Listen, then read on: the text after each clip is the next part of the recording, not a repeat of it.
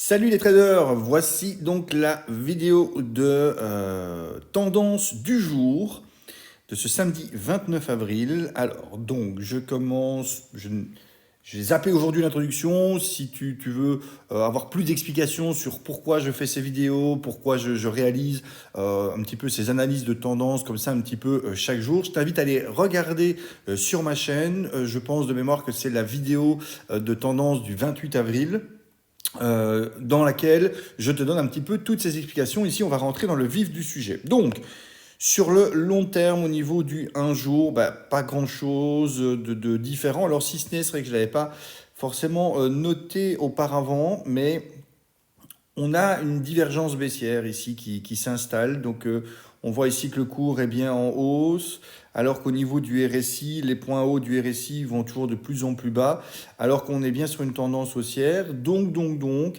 ça pourrait indiquer à un moment donné vraiment ici un retournement.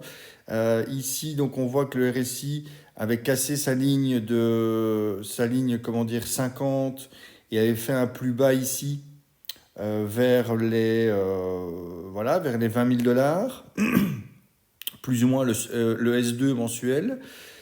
Il est remonté pour faire un plus haut, encore plus haut, mais au niveau du RSI, ça n'apparaît pas comme plus haut.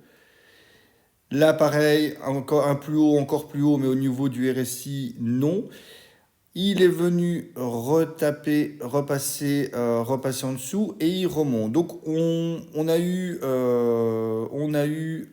un test, on a eu un deuxième test ici.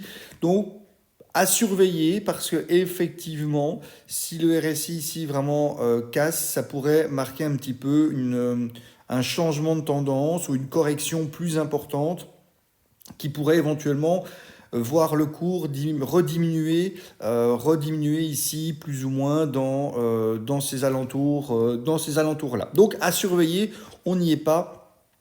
On n'y est pas encore. Pour l'instant, on reste sur une tendance haussière, mais c'est vrai que ça veut quand même dire qu'il faut faire attention de ne pas vouloir placer des ordres d'achat long terme peut-être maintenant, tant que c'est encore dans cette période d'incertitude. En 2 heures, qu'est-ce que l'on voit? Voilà, on zoome un petit peu.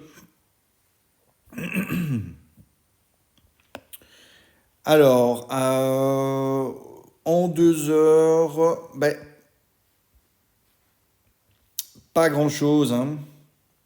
On voit qu'ici, les dernières bougies, on avait eu des beaux mouvements, des beaux up, des beaux down, un up moins puissant mais quand même intéressant.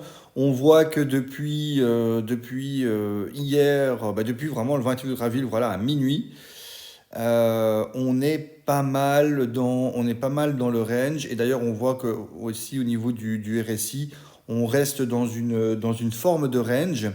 On peut passer, voilà, et que effectivement, ce range est vraiment sur cette ligne des 29 300, euh, plus ou moins entre 29 300, 29 400, voilà, qui sert vraiment de résistance.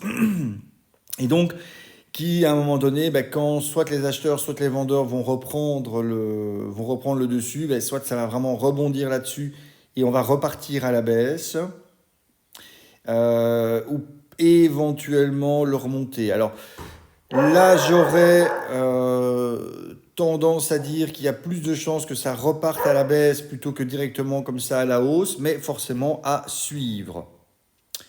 Et enfin, en graphique 30 minutes, bon, faut pas s'attendre à des miracles au graphique 30 minutes, mais voir un petit peu plus ce que ça donne. Alors c'est vrai qu'au niveau du graphique 30 minutes, on voit qu'il y a eu, hop, si on reprend voilà ce 28 avril, ce 28 avril minuit pour reprendre un petit peu plus la tendance, ben là on voit forcément qu'il y a eu voilà, plus cette tendance quand même baissière, un petit palier, une nouvelle baisse, un palier, une nouvelle baisse. avec un point plus bas ici qui a été atteint. Et là, on est revenu un petit peu, à la hausse. Et voilà, ça aussi de nouveau ici. Alors, moi, très clairement, alors, probablement que les personnes qui vont peut-être sur des unités de temps de 3 minutes, 5 minutes, 1 minute, il y a peut-être des petites opportunités comme ça de scalping qui apparaissent parce que on a quand même voilà, des petites vagues qui apparaissent dans les plus petites unités de temps. Moi, très clairement, qui suis dans ce style intra-swing, donc entre de l'intraday et du swing trading, pour le moment, mon conseil, alors qu'il n'est pas un conseil en investissement, ça vous le savez, mais moi personnellement, mon conseil, c'est vraiment de surveiller, d'attendre un petit peu et de voir quelle tendance va vraiment se dégager et seulement se positionner à partir de ce moment-là, parce qu'ici, on est quand même dans une forme de range où il est assez compliqué que ce soit avec le RSI, que ce soit avec les pivots, que ce soit même avec les bougies justement Ekinashi, il est très difficile de pouvoir déterminer vers où va partir la nouvelle tendance, la nouvelle correction. Donc pour moi en tout cas aujourd'hui je ne prends pas de position.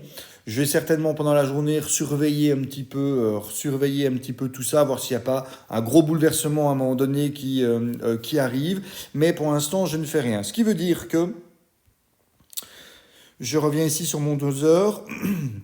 Le fameux ordre conditionnel que j'ai programmé ici, ben, je vais le garder.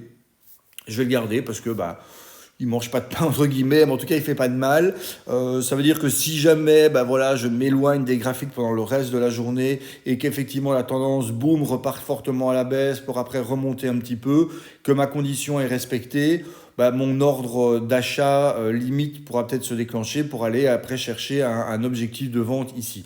Donc ça reste valable à surveiller, mais pour le moment, pas de grande opportunité en intra-swing pour moi qui apparaissent. Voilà, n'hésitez pas à laisser un commentaire, à me dire vous, qu'est-ce que vous voyez sur les graphiques, quelle est un petit peu votre analyse. N'hésitez pas non plus à mettre un petit like, à vous abonner, ça fait toujours plaisir. Et je vous souhaite une très bonne journée et à très bientôt. Demain ou lundi, je ne sais pas. Ça peut être demain si j'ai l'occasion de faire une analyse pour la prochaine vidéo de tendance du jour. Ciao!